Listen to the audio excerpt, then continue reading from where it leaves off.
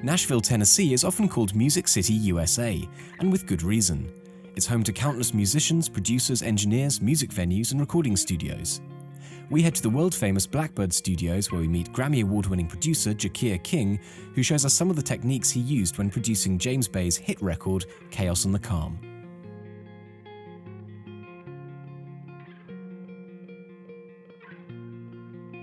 Collide existed as a demo. I work with a percussionist named Eric Darkin, and we oftentimes what we're able to do is, we have a general feeling of the tempo from the demo and how the sections are going to work. So, what it enables me to do, having that stuff going into it, is it gives us something to play to and to sort of help some of the sections. I mean, this song is really, as it starts out, is really pretty much about these kind of tom parts. There's no real backbeat, and so, to help the drummer and everybody sort of feel that stuff and have it be fun to play to, and have the claps come in, do a lot of this stuff prior to the performance. Just fun little stuff to play to. It's like you don't really, many of these sounds you don't really hear in strong measure. It's it's balanced in, but it kind of gives it a little bit of a vibe. It gives the player something to work off of, and we put it in elastic audio to start out, and we find our tempo. Sometimes I'll just have the band play on their own and kind of see what their natural inclinations are in terms of like tempo. Sometimes we start out just working to the track, and then we'll change the tempo and just sort of find the sweet spot. Sometimes we do tempo changes in the song. So having all the programming in elastic audio allows me to kind of work on the fly and change that stuff very quickly. And oftentimes there's more programming than gets used. There's these tracks right here called box hit. They don't get used until the second verse here. It's just kind of a little shaker sound, but that would have been, that may have been in the whole, arrangement starting out just as a loop, and I would have sort of decided at some point, either in pre-production or as we're cutting the track, well, we're just going to have those sounds playing right there. Just to add a little bit of change and rhythmic diversity to the arrangement. There were program claps that we had for the chorus.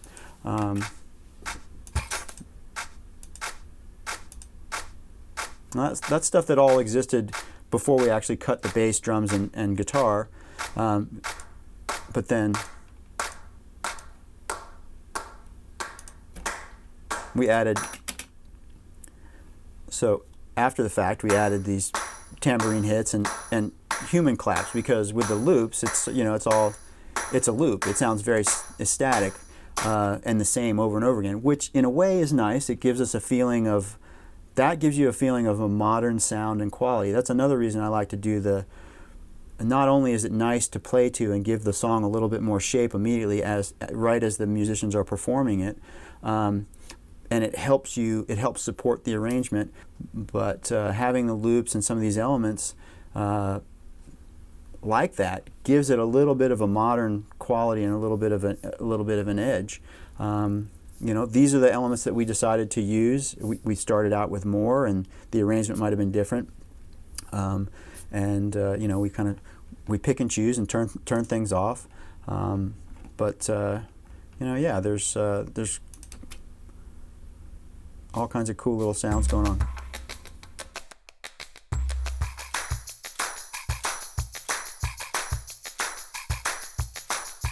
And then we have a kick inside mic, outside mic. The inside mic was a D12, an AKG D12. This was a FET 47. And then there's a snare top, which is a 57, another snare top, which is a 451. Those microphones are taped together. There's a bottom mic, which I forget which that one was. There's a kick snare mic, which we'll go to a section where there's a snare drum playing. And this gets a lot of compression, and it gives us a little bit of the badder side of the kick drum. You know, it's very splatty and pushed quite a bit. Hi-hat mic. There's tom mics.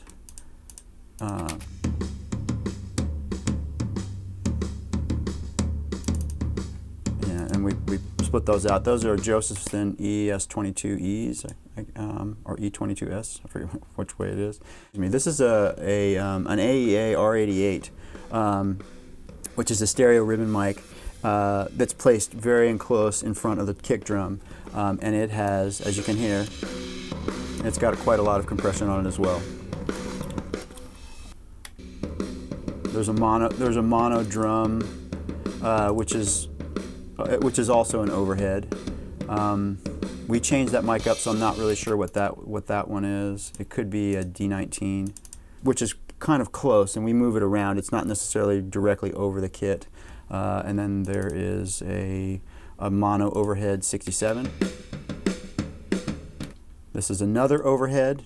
So we have a lot of overheads, and this is an RCA 77, which is a much darker sound. And this has some compression on it as well. That's like an 1176. We EQ most of this stuff, like the kick, snare, toms, overheads. Pretty much all that stuff goes through Neve modules, and so we're EQing to tape, and then we have our chamber mics, I believe. Yeah. So we have a stereo mic in there, which is an AKG C24, and so it's a very ambient sound, which in the drum picture. Right now we don't have a lot of it balanced in, but you can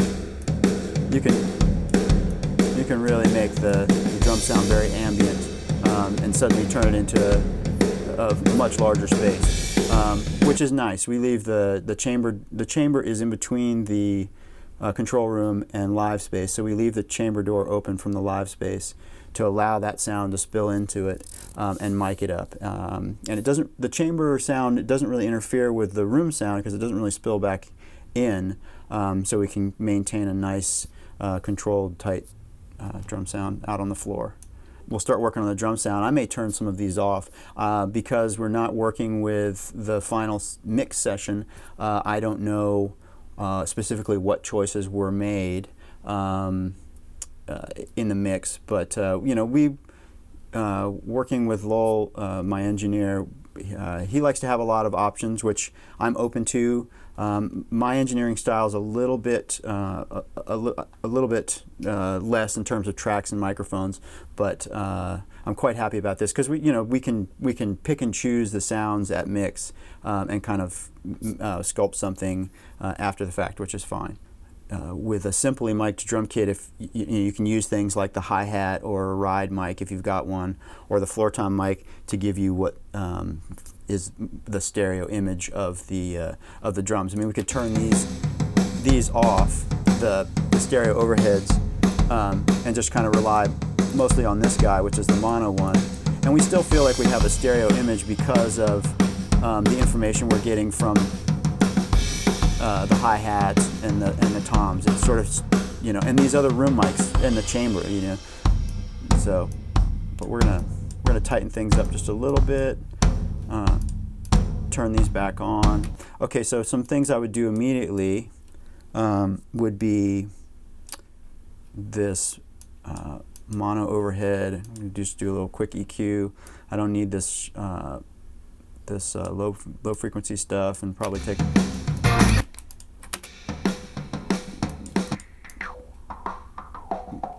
Probably just find some of that boxy mid-range.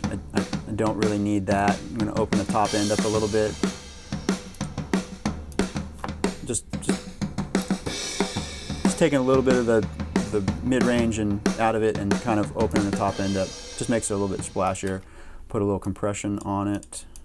I like the stock Bomb Factory 1176 quite a lot for this purpose. Just a little bit of control on the overhead. I just kind of want to just have it so it's tucking the snare in a little bit, and then I want to balance my my level here to be relatively the same. So here's the hardware insert, the 33609. So I'm sending from the kick and snare. As you can hear, the volume of the kick and snare came up quite a bit.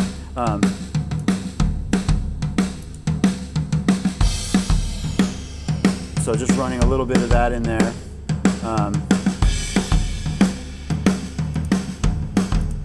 Sometimes I put decapitator on it just to give it a little bit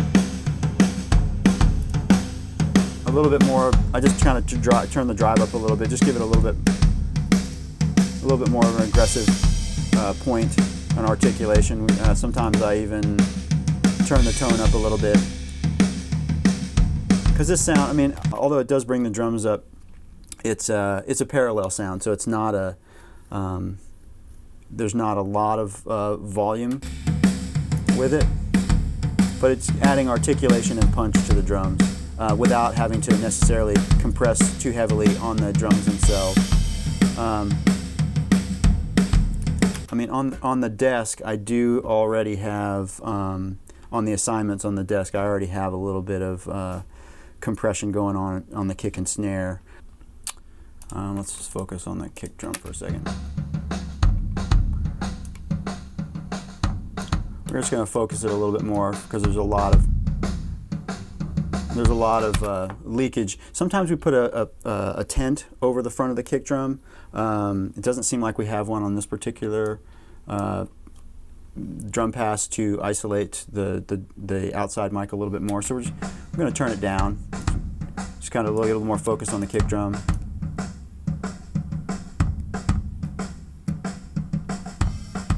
Just use a little bit of this. It's going to take a little bit of this mid-range out of here.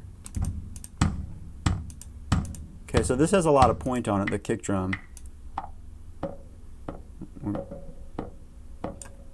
Take some of that ugly out of there, and then also,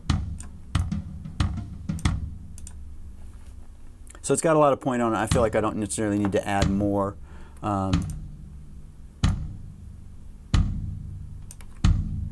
And then on this, what I do, because there is so much leakage, I would I say we're gonna low pass a bunch of it, so we can focus on kind of getting some of the little bit of that warmth and a little bit of fullness out of the kick drum.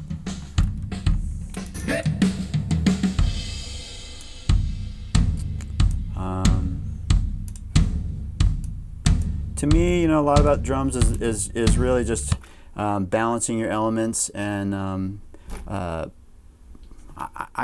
like to record the sounds I want to hear, so I feel like there's not a ton of shaping. I like the chamber up.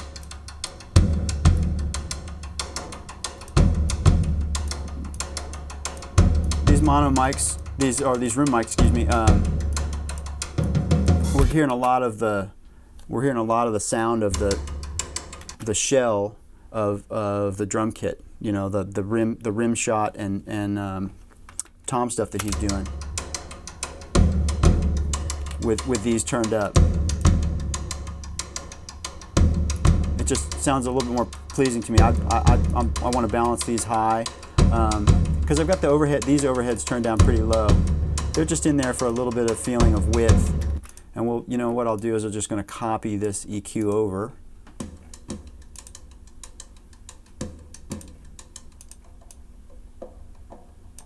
It's going to change the mid frequency dimp because it feels a little bit, just because the mic's in a different spot, it feels like it's a different frequency that I want to, and it's a different microphone too, so that its characteristics is a little different. So I'm going to EQ a little bit more out of that. Okay, so back to this parallel compression thing. we've got the 33609 on the kick and snare. Let's also put it on the toms and see what that gives us. And we'll take the panning up there.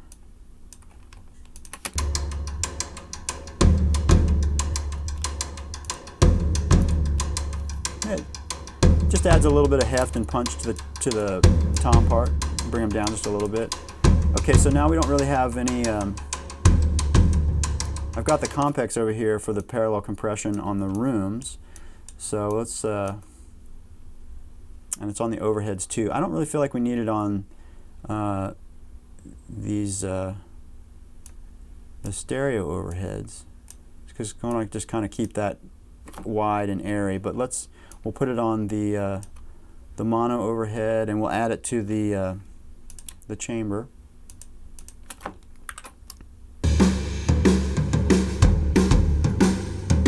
Was really liking the sound of these mid rooms, as we have them called. Really liking the sound of that for the woodenness and the tone of the drum kit. So let's take the parallel compression up on those.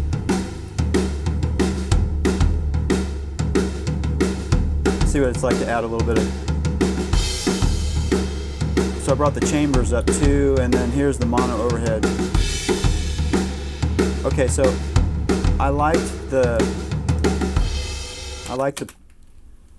sound of the drum kit with the chamber turned up, but we brought all this parallel compression and it's a little bit too ambient. So let's see if we just maybe just dial the parallel bus back a little bit.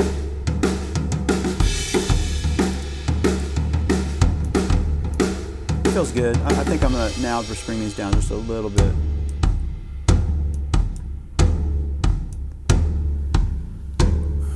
So, you know, it's kind of, some of it's about choices. And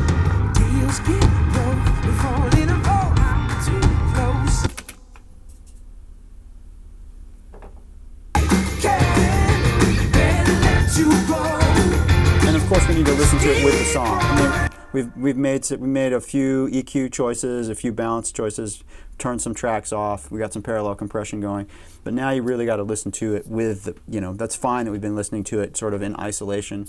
I don't like to listen to the elements of the drum kit too much soloed. I mean, I don't want to listen to the overheads too much or the kick drum too much. I'll solo them up so I can do a little bit of EQing, like if I'm hearing like I want to take a little, I want to accentuate or pull something back. I'll solo it up and listen to it specifically, just so I can specifically identify the thing that I was hearing, and we'll do it. But I like to try to, you know, overall when we've been listening to the drums, we've been listening to them as a thing. And I like to do that, because then you kind of like, well, I know how loud I want my chamber mics to be. And then the same goes for listening to the drums as part of the song, because now, because I haven't been really listening to the way the drum kit is now combining with the programmed percussive elements, and I feel like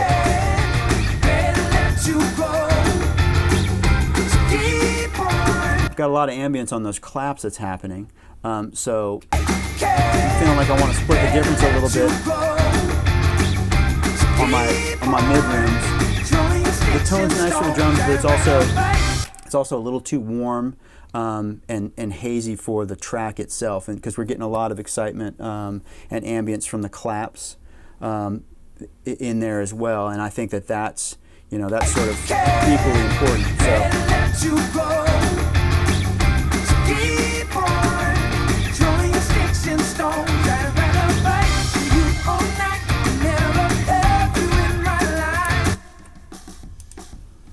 So this is that kick snare mic.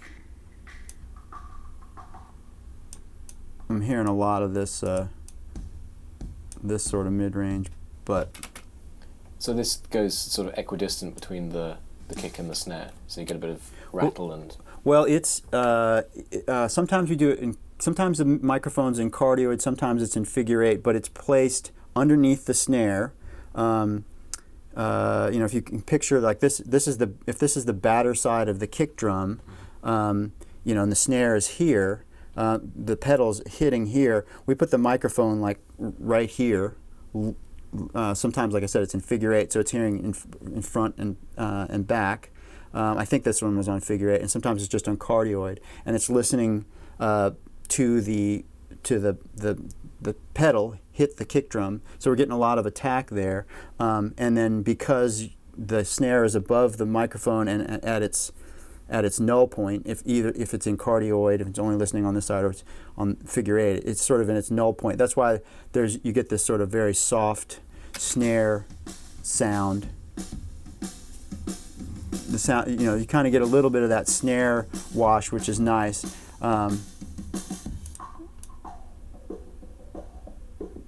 I'm just looking for a little bit.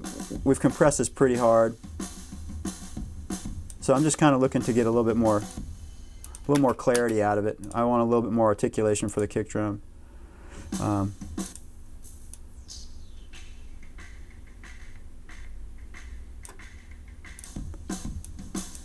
Turn a little bit of that up just to see. It's kind of want that punchy sort of middle attack from the kick drum. I'm EQing out around 500 to kind of get rid of some of the boxiness that I'm hearing on the snare drum, that sort of hazy sound. Kind of tighten that up. It's not hurting the kick drum. It's not hurting the attack of the kick drum that I want to hear. That I can kind of dig out up here.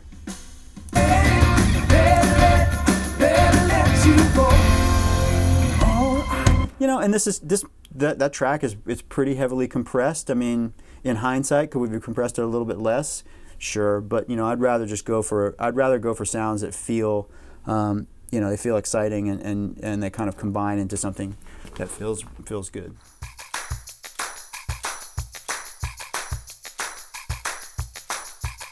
So what's happening is the kick drum is assigned out an individual input. It's going to channel 3 on the console. The snare drum is going to channel 4 on the console, and then everything else is going to 5/6. All the other elements of the drum kit are like they're like a stereo stem. The parallel buses also go out 5 and 6, and then on the console. On the console, all the drum elements, the kick, the snare, and the kit outputs are all as well assigned on the desk to a pair of distressors, which is kind of it's on the nuke setting. We're getting 12 or 14 dB of compression. The attack's pretty slow and the release is pretty fast, so it's a very, the sound of the distressor, which I can't really solo it up, but it's, but because the ratio is so high and the attack is slow and the release is fast, we're maintaining a lot of the transient energy, and because it's compressing so much, but releasing so quickly, you find this balance between you're maintaining some of the transient energy, but you're also kind of like smashing the sort of the tone and decay of the drums themselves down quite a bit. But then because it's releasing so fast, it's actually creating the sound of like almost more ambience too. It's kind of like helping the room sound, all of the sound that's sort of behind the drums or those type elements help bringing that up. So it's kind of like it's punchy and aggressive. Happening. What I can do is,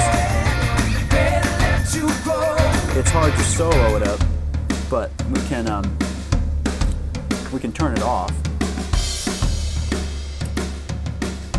And as you hear, the drum kit becomes a little less ambient. We lose a little volume, a little less ambient, a little bit of the punch is gone.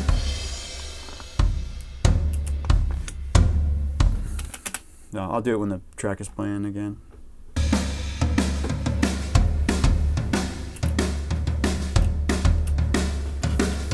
So we hear more ambience on the snare drum, a little more attack and punch out of things, and then so also on the desk, these individual outputs, like the kick drum is getting some outboard analog EQ. I mean, I do some in the box. I use like I said, the Massenburg EQs to do some very basic shaping, clean up some mid-range. I've gotten rid of all this high-end leakage on the outside mic, and then I will do some EQ on the desk for the kick, for the snare, and do just a little bit of compression that's just for the kick drum and just for the snare. But what's also interesting is this parallel compression here, the 33609 and the Compex, which are done as hardware inserts in the computer. They are, because they're going out this 5 and 6 output, they are going in, so that parallel compression is actually feeding the distressor parallel compression. So there's a lot of compression going on. There's a lot. There is, but it's not. There's very little, as you can see, that's direct compression, because you get into you just get into situations where you start sucking the tone out of your recording, and the drummer, it's not a bunch of samples, so there's like a human being, so the force with which it's played, and it's played with dynamics and a feel, so it's going to change. I mean, I compress it to kind of control it and consolidate and make the sound a little bit more stable and articulate, and trying to get it to really sit in the right place in the mix. But with the outboard compression I'm using a DBX 160. I'm just, there's like a couple dB of compression, and it's at a low ratio. I think the kick drum compression ratio is at like 1.8 to 1, and it's just a couple dB. Just trying to find a little bit of focus and a couple dB of control. But I'm relying on a lot of parallel compression to kind of give the drums that excitement that I can blend in, and it's not, the harder the drums get played, or if I'm, mixing into the parallel compression, yes, we get more compression, but it's not, I'm not pushing, I'm not raising the overheads into it's self compression. I'm not, there's no compression. If I turn these room mics up, which I do, like in the choruses of a song or bigger sections, I'll automate the room mics, and I'll bring them up. I'll bring the overheads up. I might ride the overheads up for tom fills. I mean, the toms get automation to be brought up at the times that they're being played, and I'm fine automating into the parallel compression. But I don't want to automate straight into. I don't want to automate into compression that's directly on stuff. And then even in the louder, more robust sections of a song, I'll even take the parallel compression and ride it up a little bit too, to kind of create a little bit more excitement. Stop for a minute and see where you hide. Hold back the river. Right, so do you want to talk us through that vocal sound then, how you got it, and let us hear it? Sure. There's a chamber that's in between the control room and the live room in Studio D, and I like doing background vocals in there because you can add it's a special sounding room, and you're not going to find it in any plug-in or hardware piece, and it's nice for the musician, the singer, to be able to perform in the space, and you can kind of add a layer. So we'll start the chorus of the song, and we'll hear, I'll show you the lead vocal, and then there's a lot of close mic'd background vocals, and then there's one chamber vocal to kind of add a little bit of excitement, and it's like performed reverb to the chorus. And then as we get to the bridge, we add a lot more of the chorus, the chamber vocal to the sound. So chorus vocal, and then all the backing vocals that are close mic'd, and then there's one performance of James in the chamber for the chorus that just adds a bit of that ambient excitement to the chorus. And then we'll get to the bridge, and then there's a lot of the vocal that's performed in the chamber backing up these close ones and the lead.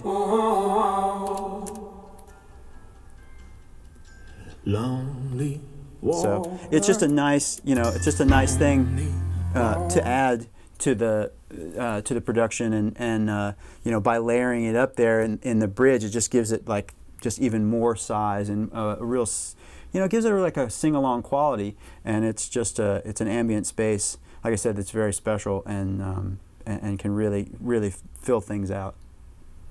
And for people doing this at home, say, can they sort of create their own chamber? Absolutely. I mean, go to put a mic in your bathroom, or put it,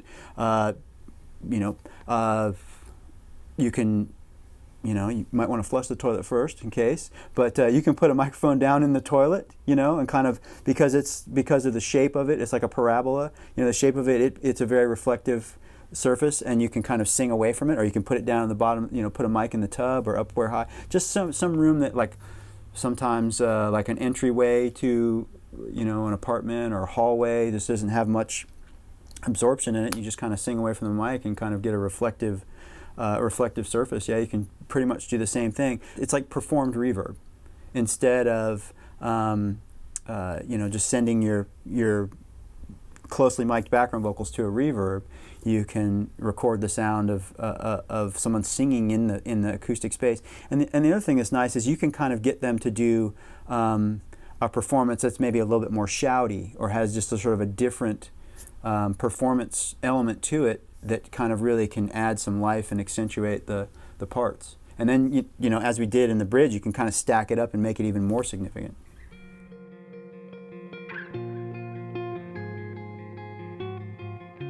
Let It Go was one of the first tracks that you worked on off the album, right? Yes. So Yeah. How did that come together then?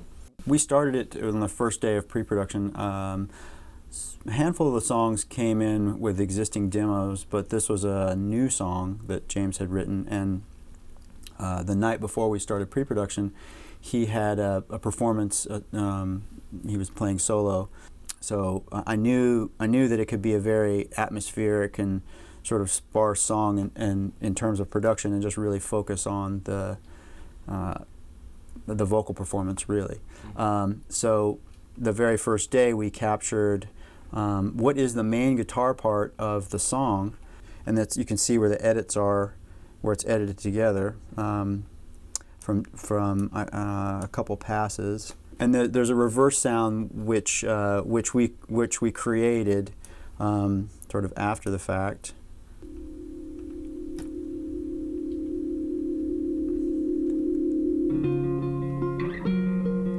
So this was played in pre-production here in my studio, just as a foundational track, because we'd gotten the tempo established, and I just felt like, having just seen the performance and having a sense of what kind of atmosphere I could kind of create, we got a guitar sound. We used like a Memory Man delay, and we put it into my Selmer amp, and he was using his guitar, his own guitar, which the model of is escaping me at the moment. So we just laid this down as a foundation and did some vocal passes, and then we created a lot of the programming. Now the programming originally, I believe, would have gone from the start of the song. The programming, was basically laid out for the whole song, and then over time, we realized that we wanted to kind of scale things back, and the vocal performance and the guitar, the feeling of the guitar, is so kind of captivating, and it's really enough early on in the song that we wanted to try to preserve that as much as possible and hold off on the drum, hold off on the rhythmic elements. So you can see here at the conclusion of the first chorus, there's a turnaround before we go back into the verse, and that's where we sort of decided that the programming could come in. I mean. And James and I went back and forth about that quite a bit. He was wanting to hold it off even further, even more, to wait, but we just kind of lived with it this way. And then we added, so what happens after the verse 2, you've got the programming that's in, and then the bass comes in at the pre-chorus, which is a nice little lift. It's a very, it's a nice melodic support.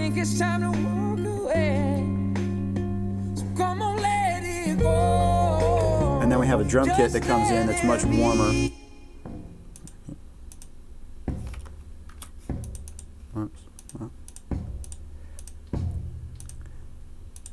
It's just kind of a tom part, just a little bit of soft ambience. As you can hear, it's a very ambient snare drum.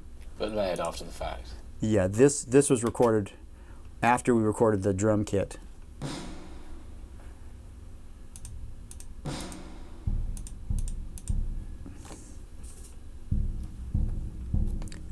It's a very big marching drum with like a soft mallet just played, and you can hear a little bit of I think.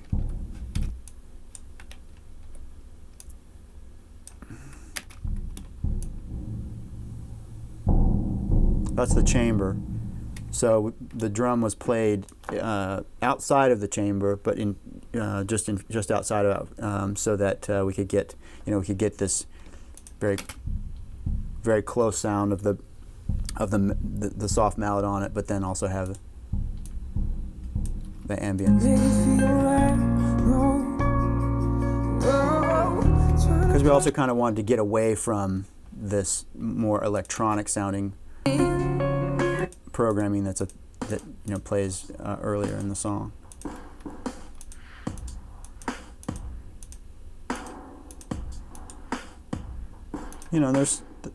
There's stuff on here like some reverse like cymbal swells.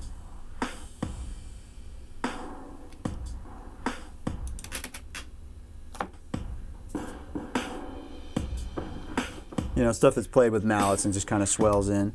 Once we kind of arrangement and I kind of understand what's going on, how to support the song and the arrangement as we've decided to make it, then I can go in there and I can mute things out, or I'll copy and paste, or sometimes I use a part that was started out being a chorus part and maybe only use it in the second verse, or only gets used in the bridge. It's kind of like, it's a template, it's a thing that's supportive and helps kind of get started, but then it's also totally up for discussion, and it evolves over the course of making the song that was like especially for the bridge.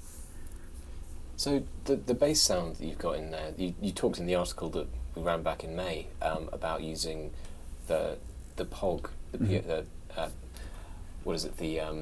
polyphonic octave generator, the electroharmonics one, yes, also the OC3. The OC3, yes. Is that going on here? Because there's some very deep bass. I believe it is. Let's just listen here.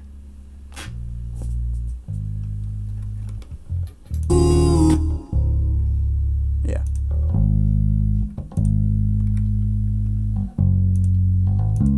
Now the thing is it's you're hearing it. It is part of the sound. The OC3 is part of the sound, and that is part of how we're getting such a. Even on these higher notes, you feel like a sense of the weight of the sound, and certainly when it goes lower, there's a lot of subsonic. There's a lot of sub-frequency content, and you're hearing the OC3, and it's on the direct signal and the amplifier. I mean, it's feeding even this sauce is like it's a secondary sort of amp simulation direct signal that we take, which it adds a little bit of warmth to it, but we use it just to blend it in a little bit.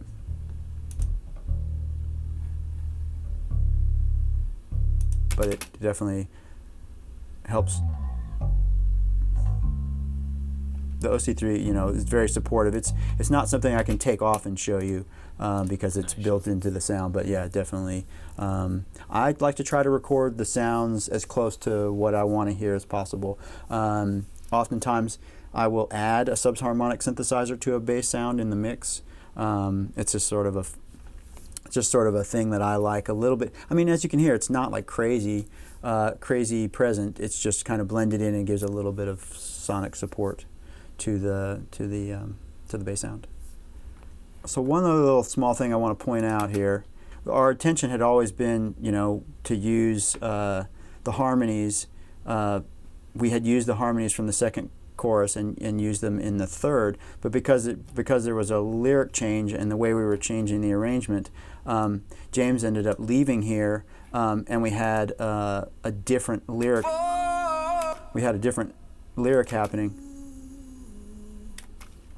He's singing "you" in the harmony vocal, and it's fall in the lead. So what I had to have him do was, I phoned him up and I told him about what the issue, that we had a little bit of an oversight, and I had him sing the harmony part a cappella, the lyric that I needed, the fall lyric, into his phone and make a voice memo for me and send it to me.